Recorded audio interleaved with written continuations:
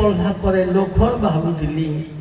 14 वर्ष तक रामलीला हेला मने राम को गुणगान करवा सुयोग पाई। राम को वैशिष्ट्य गाना एक जेते भी असुविधा हो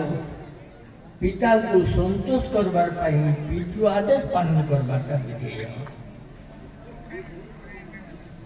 दुई এই নাটটাকে আমার জীবনটা গোটে নাটর মাধ্যম বলি বিচার করো और विभिन्न प्रकार अनुभूति माध्यम रे गति करले केन केन असुविधा है और केन केन सुविधा मिलती और केनटा गिरी भव सिंधु के पार करबार बाट मिलती से सेटा ही नाट ही सिखाता और नाट जे बहरला बेल के मोर निज स्थिति भूल जाए नाट जो पात्र हिसाब से सभ्या पाठ करला बेल के मोर होश नहीं थे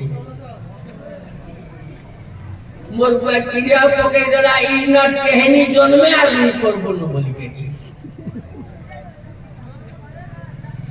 ठीक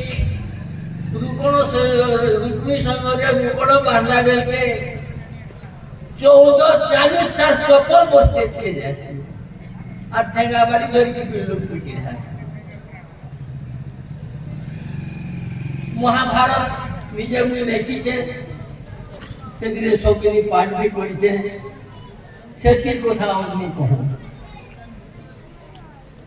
कौन सी